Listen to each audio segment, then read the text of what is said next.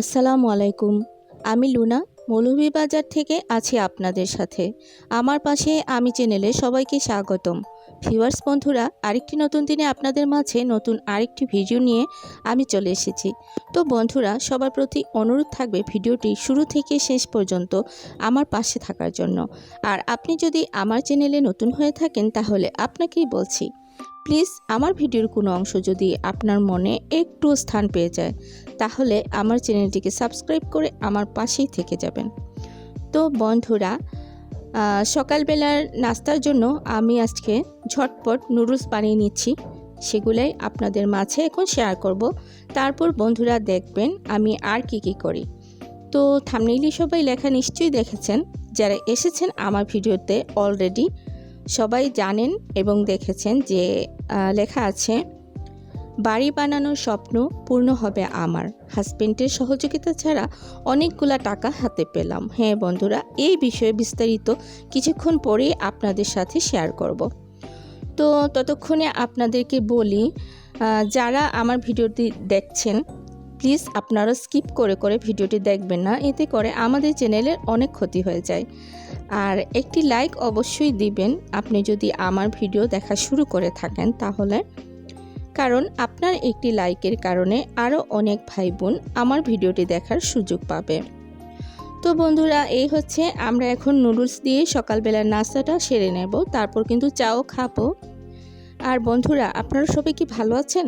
সপরিবারে আপনাদের পরিবারের সবাইকে নিয়ে আমি জানি না, তবে সবার জন্য মন থেকে অল টাইম দোয়া করি আমার সব ইউটিউবার আপুরা যেন ভালো থাকেন, সেই সাথে যারা আমার ইউটিউব চ্যানেলের সাথে জড়িত না, প্রতিটা মানুষ সারা বিশ্বের সবাই যেন সুস্থ থাকেন, চিন্তামুক্ত থাকেন, দারিদ্রতার অভিশাপ থেকে মুক্তপ্রাপ্ত থাকেন। আর বন্ধুরা, আমার জন্য দোয়া করবেন। আমি অল টাইম কিছুটা রোগে ভুগি, যেমন শ্বাসকষ্ট, থাইরয়েড, এ ধরনের কিছু সমস্যা আমার আছে। তো আমি যেন সুস্থ থাকতে পারি, আমার বাচ্চাদেরকে নিয়ে, পরিবারকে নিয়ে আপনারাও আমার জন্য মন থেকে বন্ধুরা দোয়া করবেন। তো এই হচ্ছে বন্ধুরা, আমরা কিন্তু নাস্তা করে নিয়েছি, এখন চা খাবো। তো চাও খেয়ে নিয়েছি, তারপর হচ্ছে দুপুরের রান্নার জন্য চলে এসেছি কিচেনে। এখন বলি কিভাবে আমার বাড়ি বানানোর স্বপ্নটা পূর্ণ হবে। বন্ধুরা, বাড়ি বানানোর স্বপ্ন পূর্ণ হবে, টাকাও পাওয়া হয়ে গেছে, কিন্তু এই বাড়িটা কার বাড়ি? আমার কিন্তু না। আমার বাড়ি বানানোর ক্ষমতা এখনও হয়নি বন্ধুরা। আমি এখনও এরকম কোনো অ্যামাউন্ট কখনো পাইনি বা পাবো না হয়তো, যে আমার নিজের একটা কুঁড়ে ঘরও হবে।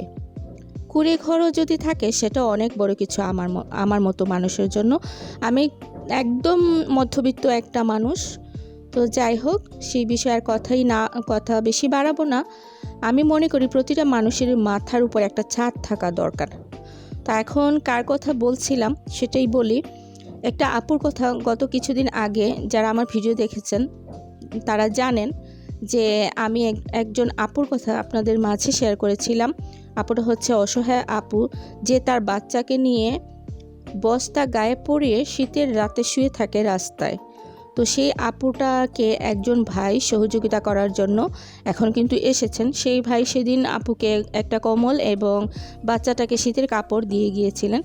তো তার ভিডিও দেখে মানে একজন একজনের সাথে শেয়ার করে আপুটার জন্য কিন্তু অনেক উপকার করতে পেরেছেন কিছু মানুষ, যারা মানবতার কাজে নিজেকে নিয়োজিত রাখতে বেশি পছন্দ করেন। সেই সব মানুষেরা ভাইয়ার ওই ভিডিওটা দেখে, মানে আপুর ভিডিওটা দেখে আপুকে সহযোগিতা করেছে ভাইয়ের কাছে। তো বেশ কিছু টাকা নিয়ে ভাইয়া সেদিন এসেছিল আপুর কাছে, এসে বলল যে মাত্র কয়েকদিনই আপনার এই ভিডিওটা করার পর ভিডিওটা প্রচার হলো, আর অনেক হৃদয়বান ব্যক্তি আপনাকে সহযোগিতা করেছে। তো প্রতিটা মানুষের ছোট সহযোগিতা, ছোট উদ্যোগে একটা মানুষের অনেক বড় কিন্তু উপকার হয়, একটা বড় অ্যামাউন্টে পরিণত হয়। সবাই একটু করে সহযোগিতা করে বিশাল অঙ্কের একটা টাকা হয়েছে। সেই টাকা ভাইয়াটা শীতের রাতে, অনেক রাতে এসে আপুকে দিয়ে গেছে। ভাইয়া একটা জব করে, সারাদিন জবের কাজে বিজি থাকে এবং ভাইয়াটা অনেক ভালো। এ ধরনের অনেক অসহায় আপুদেরকে সে সহযোগিতা করেছে।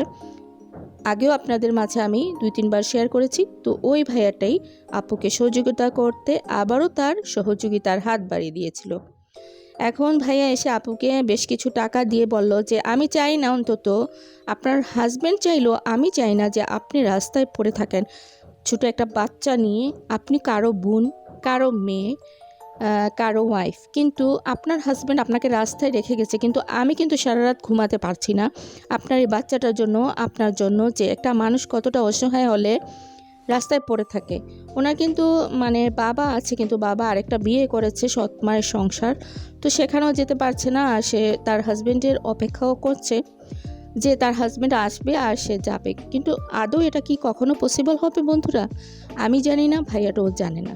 তো যাই হোক, কপালে যা আছে তা তো হবেই। তো ভাইয়াটা যাচ্ছে, সেই সাথে ভাইয়ার মতো কিছু হৃদয়বান মহৎ মানুষ, যারা টাকা নিয়ে শুধু নিজের সুখ, নিজের বিলাসিতার স্বপ্ন, সুখের স্বপ্ন দেখে না, চায় কিছু অসহায় মানুষকে সহযোগিতার হাত বাড়িয়ে দিয়ে তাদের জীবনের উন্নতি করতে, তাদেরকে একটা পর্যায়ে নিয়ে যেতে। তারা অন্তত মাথার উপরে যেন একটা ছাদ নিয়ে বেঁচে থাকতে পারে, রাস্তায় যেন থাকতে হয় না, পরের বাড়িতে যেন সারা জীবন ধুকে ধুকে মরতে হয় না। তো সেই রকম কিছু মানুষ ছিল যারা বোনটাকে সহযোগিতা করেছে। ভাইয়ের কাছে টাকাগুলো আসার পরে ভাই একসাথে করে নিয়ে এসেছে। আপুকে বলছে আমি আর আপনাকে রাস্তায় দেখতে চাচ্ছি না, আর আমার মতো সেই মানুষগুলোও দেখতে চাচ্ছে না। আপনি যেন রাস্তায় না পড়ে থাকেন, তার জন্য আপনাকে একটা বাড়ি করে দেবো বা একটা কিছু করে দেবো, যাতে আপনাকে এভাবে পড়ে থাকতে হয় না বাচ্চা নিয়ে। আপনি যেন স্বাবলম্বী হতে পারেন, নিজের একটা ঘর থাকে, সেই সাথে কিছু কাজকর্ম করে খেতে পারেন। আপনাকে আবারও সহযোগিতা করে দিয়ে যাব। আবারও এই ভিডিওটা করছি আপনার জন্য, আজকের এই ভিডিওটা। তো দ্বিতীয়বারের মতো আপনাকে সহযোগিতা করে আরও বড় ধরনের কিছু করে দিয়ে যাব। আপনার লাইফটা পুরো চেঞ্জ হয়ে যাবে। হয়তো আমি আপনার হাজব্যান্ডকে এনে দিতে পারবো না, যদি আপনার কপালে থাকে, সে যদি মানুষ হয়ে থাকে হয়তো আসবে, মানুষ হিসাবে যদি আসবে। আর যদি না আসে তাতেও সমস্যা হবে না, অন্তত খেয়ে পরে বাঁচতে পারবেন আপনি বাচ্চাটাকে নিয়ে, রাস্তায় আপনাকে আর পড়ে থাকতে হবে না। আমি আগামীতে আপনাকে দেখতে চাই আপনি যেন সঠিক স্থান এবং সঠিক একটা কাজ খুঁজে পেয়েছেন, মানে কিছু করতে পারছেন, আমি সেই ব্যবস্থা করে দিয়ে যাব। আজকে এই টাকাগুলো আপাতত রাখেন। টাকাগুলো মোটামুটি বেশিই ছিল, তো ভাইয়া আবার আসবে সেই আশ্বাস দিয়ে গেল। তো দেখেন পৃথিবীতে কত রকম মানুষ আছে, অনেক কাছের মানুষও কিন্তু এই ধরনের চিন্তাভাবনা করতে পারে না, যাদের সামর্থ্য আছে তার নিজের কারো জন্য, কিন্তু পরের মানুষও দেখেন কারো জন্য কত বিশেষ কিছু করে যেতে পারে। বন্ধুরা, আমি অনেক বেশি কথা বলে নিয়েছি, আসলে গল্পটা তো আপনাদের সাথে শেয়ার করতে হবে। আর এটা ছিল বাস্তব জীবনের গল্প এবং মাত্র কিছুদিন আগে দেখা একটি ভিডিও আপনাদের মাঝে শেয়ার করলাম। আজকের ভিডিও বন্ধুরা এই পর্যন্ত ছিল। যারা এতক্ষণ ধৈর্য ধরে আমার পাশে আমির সাথে ছিলেন, সবাইকে অসংখ্য ধন্যবাদ।